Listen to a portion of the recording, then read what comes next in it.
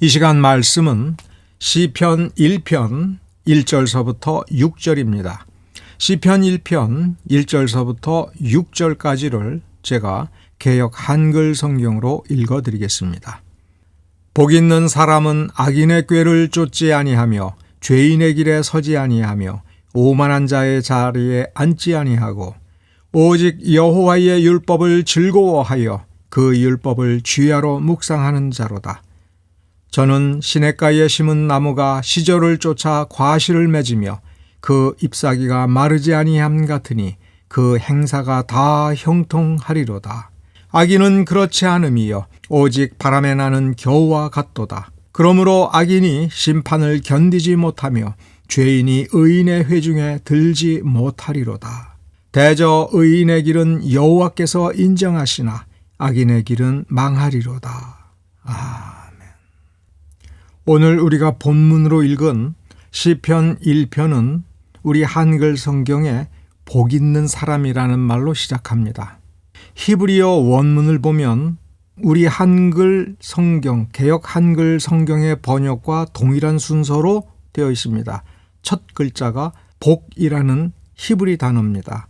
에쉐르, 복이라는 말입니다. 에쉐르 이쉬라고 하는 히브리 두 단어를 복 있는 사람이라고 번역했습니다. 한글 성경과 히브리 성경이 일치합니다. 자, 그러므로 에쉐르 이쉬 이것을 복 있는 사람, 이 번역 말고 복된 사람, 복받은 사람이라고 번역해도 좋습니다. 그런데 어쩌면 더 좋은 번역은 행복이라고 해도 됩니다. 행복한 사람은, 복을 받은 사람과 행복한 사람은 원래 원문에 따르면 같은 말이었던 겁니다. 하나님께 복받았으니 행복하다. 행복한 사람은 하나님께 복받은 사람이다. 그런 단어입니다. 에쉐르 이쉬. 그런데 여기서 시편 기자가 행복한 남자, 행복한 사람이라는 말을 사용할 때 뭔 말이 하고 싶어서 이 단어를 썼을까? 우리가 그 개념을 어떻게 이해하면 좋을까라고 질문을 하지 아니할 수가 없습니다. 시편 1편, 시편이 시작하는 첫 마디에 복받은 사람, 행복한 사람이라고 얘기했으면 그 앞에 어떤 내용이 있었길래 우리가 이 말을 어떻게 이해해야 될까요? 이 답을 어디서 찾아야 되겠습니까? 신명기 33장에서 우리는 답을 찾을 수가 있습니다. 신명기 33장 29절에 이런 선언이 있습니다. 이스라엘이여 너는 행복자로다. 개역 한글 성경이 이렇게 번역이 되어 있습니다. 이스라엘이여 너는 행복자로다. 여기서 행복한 사람 할 때에 이 행복이라는 말이 시편 1편의 첫 단어인 에쉐르하고 똑같은 에쉐르입니다. 똑같은 에쉐르를 시편 1편에서는 복 있는 사람, 복받은 사람 이런 식으로 번역을 했다면 똑같은 말을 29절에서는 너는 행복자로다, 행복한 사람이로다 이렇게 한 겁니다. 번역을 일치시킨다면 시편 1편 1절과 같이 신명기 33장 29절을 번역한다면 이스라엘이여 너는 복 있는 사람이다 이렇게 해야 되겠죠. 신명기 33장 29절을 기준으로 해서 번역을 일치시킨다면 시편 1편 1절을 이렇게 시작해야 되겠죠. 행복한 사람은 이렇게 되겠죠. 그런데 서로 다르게 했습니다. 그럼 틀린 겁니까? 아니요, 너무 좋은 겁니다. 그래서 우리는 이 두 개의 성경을 비교해 보면서 왜 이런 차이 있는 번역을 하게 됐을까? 하나님은 어떻게 번역자들을 인도하여 이렇게 지혜롭게 번역할 수 있었을까라는 측면에서 본문을 바라보면 너무나도 놀랍습니다. 신명기 33장 29절을 좀 더 한번 살펴봅시다. 이스라엘이여, 이스라엘아, 너는 행복하다. 더군다나 여기서 너는 야곱을 가리키는 것이 아니라 이스라엘 민족, 이스라엘 사람들이죠. 시내산 아래에서 언약을 맺었던 이들의 후손들입니다. 언약을 맺은 날로부터 약 40년이 지난 뒤에 그 언약을 맺은 사람들, 그때 성인이었던 사람들은 다 두 사람을 제외하고 다 죽고 그때 미성년자거나 광야에서 태어난 사람들을 향하여 하나로 묶어서 한 사람인 것처럼 너는 이스라엘이다. 그런 너는 행복한 사람이다. 이렇게 말을 한 겁니다. 우리는 누굽니까? 우리는 그리스도 안에서 한 몸을 이룬 한 지체, 한 몸, 한 사람이라고 한다면 우리는 행복자라는 얘기입니다. 왜 행복하다고 얘기할까? 그 문맥을 볼 때 가장 짧게 최소한으로라도 본다면 27절, 28절을 같이 보면 우리는 한 가지는 분명히 알 수 있습니다. 영혼 구원을 가리키는 것이 아닙니다. 자, 너는 행복한 사람이다. 이제 죽어도 너는 천국 갈 수 있다. 이제 죽어도 너는 하늘나라에 갈 수 있다. 지금 여기서 너는 아무리 가난하게 살아도 저 천국에 가면 상이 많으니 너는 천국에서 아무것도 부족함 없이 부자로 살 것이다. 그러니 너는 지금 행복하라. 이런 말이 아니라고 하는 것을 아주 분명히 알 수가 있습니다. 27절을 보십시오. 영원하신 하나님이 너의 처소가 되신다. 어디서 처소가 되겠다는 얘기입니까? 죽어서 천국에 가면 저 하늘나라가 우리의 처소라는 뜻이겠습니까? 그렇게 해석해도 되겠지요. 그런데 그 뒤에 보면 그 영원하신 팔이 내 아래에 있도다. 너를 밑에서 받쳐주고 있다. 그가 내 앞에서 대적을 쫓아내시며 멸하라 하시도다. 그러면 지금 하나님이 어디서 지켜주시는 겁니까? 지금 우리가 살고 있는 이 세상, 이 땅. 그러면 여기서 영원하신 하나님이 너의 처소가 되는데 이 처소는 어디에 있는 겁니까? 바로 이 땅입니다. 영원하신 하나님이 이 영원치 않은 세상, 이 더러운 세상에 내려오셔서 우리를 붙잡아 주시고 오히려 우리의 처소가 되어 주셔서 이 땅 위에서 우리를 지켜주시고 우리의 대적을 쫓아내시고 멸하시겠다라고 얘기하니 이 구원은 저 영원한 구원, 천국의 구원이 아니라 이 땅 위에서 우리는 구원받은 자로서 그 구원의 특권을 누리며 산다라는 뜻입니다. 그래서 28절은 이렇게 얘기합니다. 안전히 거한다. 야곱의 샘, 그렇죠. 이 땅 위에서 우리는 목마를 수 있습니다. 우리는 틈틈이 물을 마셔야 됩니다. 먹어야 됩니다. 이 땅에 이스라엘이 홀로 머물러 있는 이 현재, 바로 여기에 하늘에서 이슬이 내리게 한다. 하나님이 그렇게 해서 이 땅에서 잘 먹고 잘 살고 행복하게 살 수 있도록 우리를 지켜주시니 이스라엘이여 너는 행복자로다. 이 복은 언제 받는 복입니까? 천국 가서 받는 복이 아닙니다. 이 땅 위에서 받는 복입니다. 그래서 다시 이렇게 말합니다. 여호와의 구원을 너같이 얻은 백성이 누구뇨? 죽어서 천국 가는 정도가 아니라 이 땅 위에서 하나님이 영원하신 하나님이 이 땅에 내려와서 우리를 덮어주시고 우리를 밑에서부터 붙잡아 주시고 우리의 삶을 지켜주시고 그래서 그 복을 편안하게 누리는 삶을 허용하는 이런 구원을 받은 백성이 천하에 어디에 있느냐? 그는 너를 돕는 방패시오. 천국에서 하나님이 우리를 방패 들고 지켜주시겠습니까? 그럴 필요가 있습니까? 천국에서 하나님이 우리의 방패가 되신다는 게 무슨 의미가 있습니까? 천국은 온전히 하나님이 주권자이신 완전한 하나님의 나라인데 말입니다. 우리의 방패가 되시는 것은 원수가 우리 곁에 있을 때 이 땅 위에서 의미가 있는 거지 않습니까? 하나님이 우리를 이렇게 지켜주신다는 겁니다. 내 대적이 내게 복종하리니 바로 이 땅 위에서 우리는 승리자의 삶을 살도록 하나님께서 애써 함께 해주신다는 것 아닙니까? 지금 우리가 저들의 높은 곳을, 저들의 보좌를, 저들의 가장 높은 존엄을 짓밟는 승리자가 되겠다고 약속해 주는 것이 신명기 33장 29절 말씀 아닙니까? 이 약속을 받으면, 이 약속이 실현된다면 이스라엘은 얼마나 행복한 사람입니까? 이게 복입니다. 하나님이 복입니다. 하나님이 주시는 승리가 복이고 하나님이 주시는 보호하심이 복이고 28절에 보면 마실 물과 우리가 먹을 곡식과 하나님이 우리를 감싸 안아주시는 이 땅 여기에서 우리는 복을 받는다는 겁니다. 이 내용을 사도 요한이 이렇게 적어놨습니다. 예수님의 말씀입니다.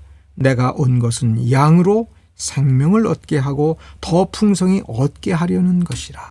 우리는 그러므로 신명기 33장을 생각해 본다면 양으로 생명을 얻게 하고 죽어서 천국 가서 누리는 그 생명을 우리에게 주시고 더 풍성히 얻게 하려는 것이라 할 때 더 풍성이라는 말에 주목을 해야 됩니다.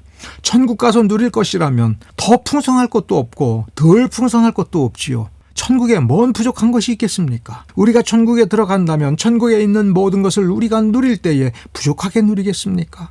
더 줄게, 더 풍성하게 할게. 천국에서 이게 무슨 의미가 있습니까? 그러므로 양으로 생명을 얻게 할 때 이 생명을 어디서 얻어야 마땅한 겁니까? 이 땅 위에서. 왜요? 우리가 무엇을 이루었다, 무엇을 얻었다 하면 그것이 우리를 지켜주겠고 그것이 우리에게 영원히 있겠습니까? 우리가 여기서 100층짜리 건물을 지으면 그것이 영원하겠습니까? 우리가 살아있는 순간에도 우리가 완성했다 하는 그 순간 이미 낡아져가고 도둑이 들고 무너져가는 것을 우리가 알지 않습니까? 우리가 세운 것은 우리가 끊임없이 지켜야 됩니다. 끊임없이 노예처럼 그것을 돌봐야 되는 겁니다. 그래서 우리는 허망하다고 생각합니다. 왜 허망합니까? 하나님이 주신 것이 아니기 때문에 그렇습니다. 하나님이 지켜주시는 것이 아니기 때문에 그렇습니다.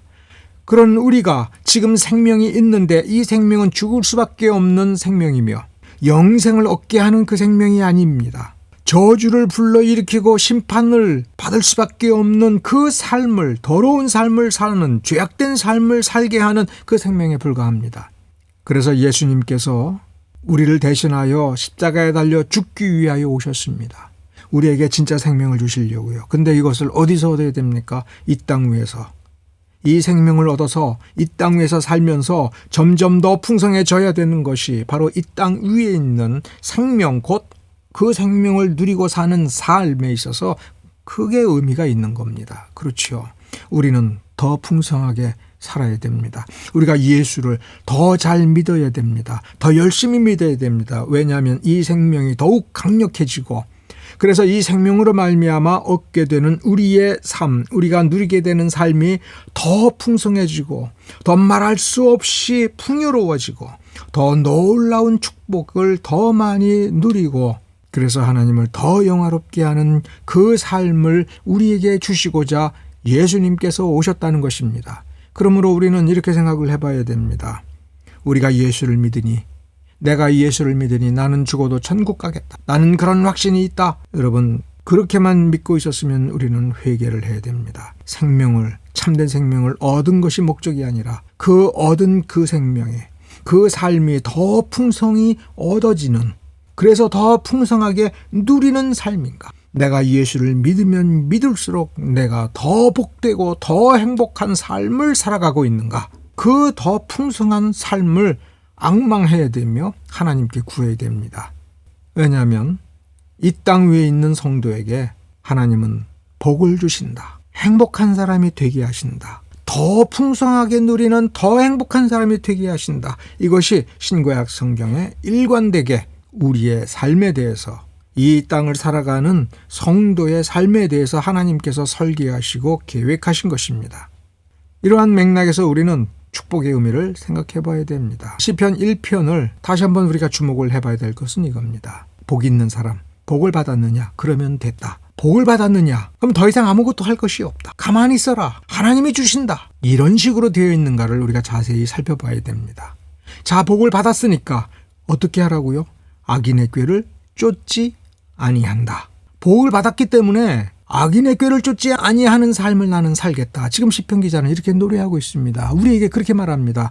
예수 믿었고 영생의 약속을 받았느냐? 지금 구원의 새 생명을 받았느냐?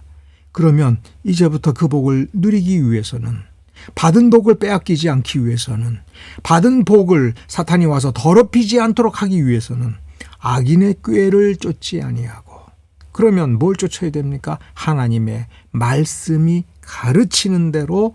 그래서 악인의 꾀를 쫓지 아니한다면 하나님의 말씀이 뭐라고 가르치는지 잘 모르겠으면 착한 사람들, 착한 일을 하는 사람의 착한 계획을 쫓아서 가라. 그렇습니다. 착한 일을 하면 어떻게 됩니까? 그냥 행복해져요. 누가 돈을 주어서가 아니라 착한 일 자체에서 그냥 행복해져요. 예수 믿었고 하나님의 복을 받은, 하나님의 은혜를 받은 사람의 마음이 슬프면 멈추면서 생각을 해봐야죠. 하나님의 말씀이 뭐라고 가르치는가. 죄인의 길에 서지 않는다고 되어 있습니다. 이 말은 죄인의 길에 서지 말라. 죄인의 길에 서면 그 복을 빼앗긴다. 그 복을 누리지 못한다. 주어도 먹지 못하는 음식과 같은 거다. 죄인의 길에 서지 않으면 그 복을 누릴 수 있는 거다 이거예요. 그러니까 여기서 뭐를 얼마나 잘했느냐가 아니라 악인의 꾀를 쫓지 않고 죄인의 길을 따라가지 않고 그 길을 가지 아니하면 오만한 자의 자리에 앉지 아니하면 비록 외롭더라도 하나님의 복을 넘치도록 누리는 사람이 된다. 하나님의 복 중에 가장 큰 복은 우리가 신명기 33장 29절에서 확인했지 않습니까? 27절에서부터 29절이요. 하나님이 함께 해주는 사람이에요. 세상 모든 사람이 반대하고 세상 모든 사람이 미워하지만 하나님께서 강림하셔서 손을 내밀어서 그 밑에서 받쳐주고 품으로 안아주는 그 사람이 망하는 사람이겠습니까? 슬픈 사람이겠습니까? 하나님이 지켜주는데요. 외로운 사람을 공격하는 원수들을 하나님께서 물리치신다고요.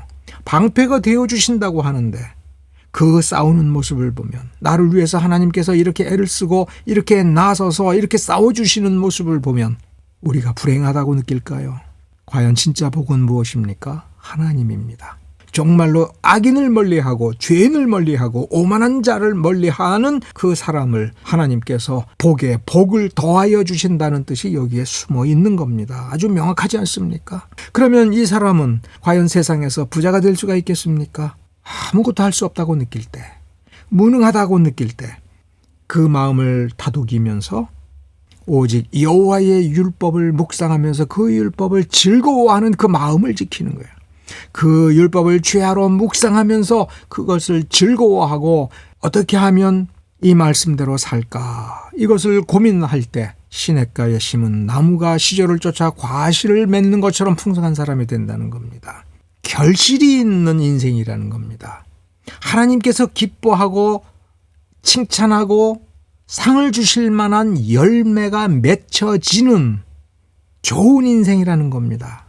열매 없는 인생이 아니라는 겁니다. 악한 열매를 맺는 인생이 아니라는 겁니다. 얼마나 복된 인생입니까?